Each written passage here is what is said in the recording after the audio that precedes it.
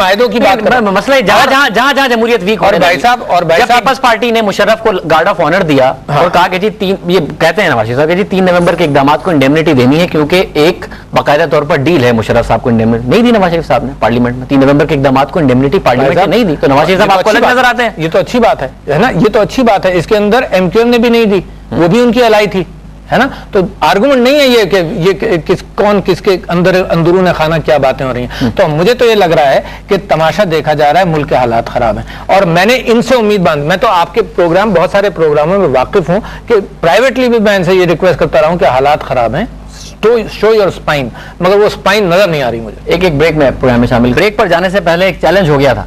In fact break पर जाने से पहले ये चैलेंज हुआ था कि क्या पाकिस्तान तहरीक इंसाफ में चेयरमैन का इलेक्शन होता है या नहीं होता। पीएमएलएन के सरदार रहीम साहब ने कहा था कि जी नहीं होता, और ब्रेक के दौरान इन दोनों में ये शर्त लग गई जिसमें आरिफ अलवी साहब, डॉक्टर आरिफ अलवी साहब जो तहरीक इंसाफ के जनरल सेक्रेटरी हैं, उन्होंने कहा, सेक्रेटरी जनरल हैं, उन्होंने कहा कि जी मैं तहरीक इंसाफ छोड़ दूंगा अगर ऐसी कोई बात सामने आई।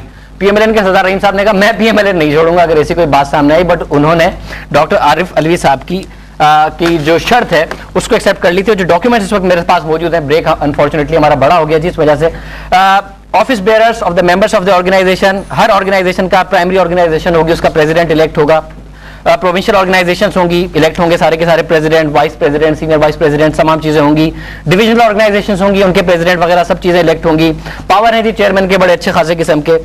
यहाँ एक फाइनल चीज मेरे पास है और जो है एक national organisation. There shall be a national organization for the entire country, including overseas Pakistanis, which shall include the National Council and the Central Executive Committee. National Council shall include as many elected members as are number of districts, constituencies.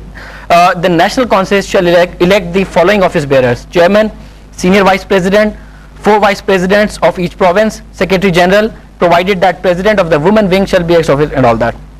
भाई साहब मैं इस पर एक statement मैं इस पर एक स्टेटमेंट देना चाहता हूं कि ऑफ द एयर हमने इनसे ये कहा कि मैं ऐसी पार्टी में हो नहीं सकता जिसमें इंतखाबात। हाँ जी बिल्कुल, मैंने इनसे ये कहा, इन्होंने कहा कि नहीं है, आप ऑनरेबल आदमी है, मुझे पता है। मैंने इन्होंने कहा था मैं पार्टी छोड़ दूंगा, आपने नहीं कहा मैं पार्टी छोड़ दूंगा, इन्होंने कहा आप पार्टी छोड़ देना। बस शर्त ये हुई थी कि आप पीएमएलएन ज्वाइन करेंगे। शर्त ये हुई थी कि इन्होंने कहा था आप पीएमएलएन ज्वाइन करेंगे। मैंने कहा अगर मेरे आइन के अंदर ये बात नहीं हुई तो मैं पार्टी छोड़ दूंगा। फिर मैंने कहा कि अच्छा मैं पीएमएलएन ज्वाइन करूंगा तो तुम पीटीआई ज्वाइन करना। तो आज ये मामला इनके सामने रखा जा रहा है, ब्लैक एंड व्हाइट में रखा जा रहा है। आपने तो बड़ा कम। सेंट्रल एग्जीक्यूटिव कमेटी से पहले नेशनल काउंसिल जी शैल इलेक्ट, नेशनल काउंसिल इलेक्ट करेगी चेयरमैन और सीनियर वाइस प्रेसिडेंट। ड्यूरेशन दिए इसमें ड्यूरेशन मिल जाएगी, वो भी दिखा दो कितना ड्यूरेशन किस चीज की चेयरमैन की कितने ऐसे बाद इलेक्शन देखो ना।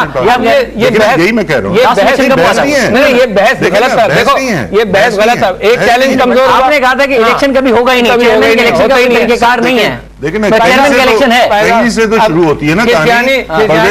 खंबा नोचे यार, छोड़े यार इस बात को आगे जाने दो, हार मान जाओ। हार जीत तो नहीं होती ना, होनी चाहिए, इन चीजों पर होनी चाहिए। आप अगर गलत देखो, अगर गलत एलिगेशन लगाओ और वो ऑन है,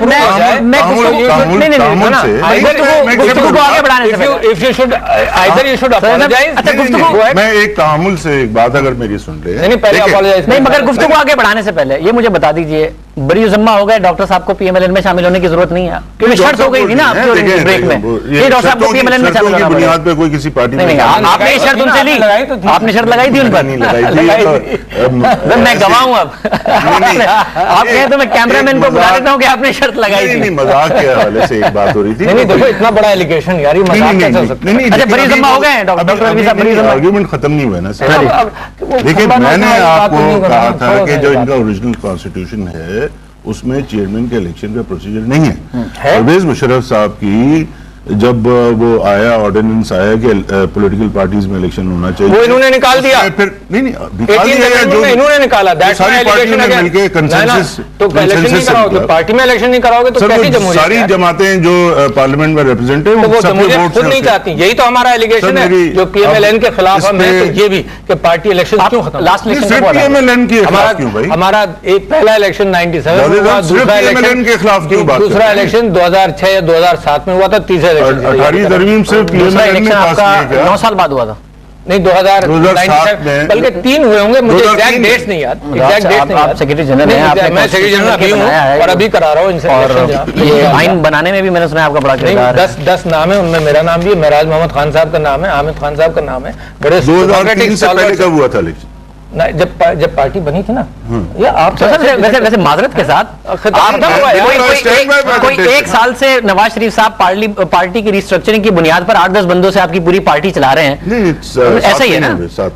7 महीने हो गए, 3 महीने का हमने सुना था कि इलेक्शन हो जाएगा, 7 महीने से 8-10 बंदों से आपकी पार्टी चल रही है और आप तरीके से इल्जाम वो पार्टीज लगा रही है जहां एक बाप बेटा हमारे प्रोसीजर है ना, वो लोग लगा रहे हैं जो खानदानी पार्टी है। और इलेक्शन होते रहे, मियां साहब मेरे ख्याल मौजूद से हट गए, क्योंकि असल मैं ऑनेस्टली बताऊं, जब आपका जो क्लेम था, आपका जो दावा था, मैंने ये पेपर्स ये सोच के मंगाए थे कि डॉक्टर अलवी साहब पीएमएल मैं आपका कॉन्फिडेंस बहुत ज्यादा था। मगर खान साहब ने कभी के मुंह से मैंने ये नहीं सुना कि खान साहब ने कहा हो कि मेरा फलां रिश्तेदार मेरा जानशीन होगा। नवाज शरीफ साहब तो कहते हैं हमजा शरीफ मेरा जानशीन होगा, तो पार्टी में एटलीस्ट इस हद तक तो जमहूरियत है कि ऐसे कभी बात सामने नहीं है। हमने तो ऐसे नहीं सुना, आपने कहाँ सुन लिया? आपने सुना हमजा शहबाज मेरा जानशीन होगा? कहाँ से सुना? आपने सुना ही नहीं? आपने सुना जी? आपकी समाज से ये बात गुजरी? नहीं, मेरी समाज से गुजरी है। और मैं जो हम कह रहे हैं ना कि इलेक्शन का क्लॉज निकाला क्यों, हमारे यहाँ तो मौजूद है, तो आपने निकाला क्यों? 18वीं तरमीम में तमाम पॉलिटिकल पार्टीज जो मतलब 18वीं तरमीम में हो रही हैं, कुछ चीजें छुपाकर नीचे से ले गए, कंसेंसस के साथ पास किया। आप देखिए, यही हमारा कंटेंशन है, आप सिंगल आउट क्यों कर रहे हैं?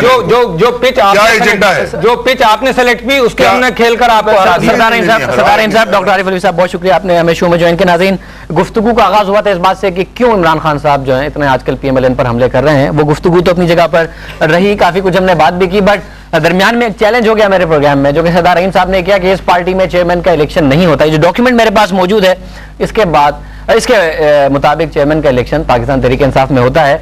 डॉक्टर आरिफ अलवी साहब इतने कॉन्फिडेंस से कह गए थे कि जी मैं पीएमएलएन ज्वाइन कर लूंगा अगर ऐसी कोई बात हुई। तो डॉक्टर आरिफ अलवी साहब हमारे अगले शो में भी पाकिस्तान तहरीक इंसाफ के जनरल सेक्रेटरी के तौर पर ही मौजूद होंगे। शाज़ेब बिजनेस प्लस.tv मेरे साहब की स्क्रीन पर आप देख रही है।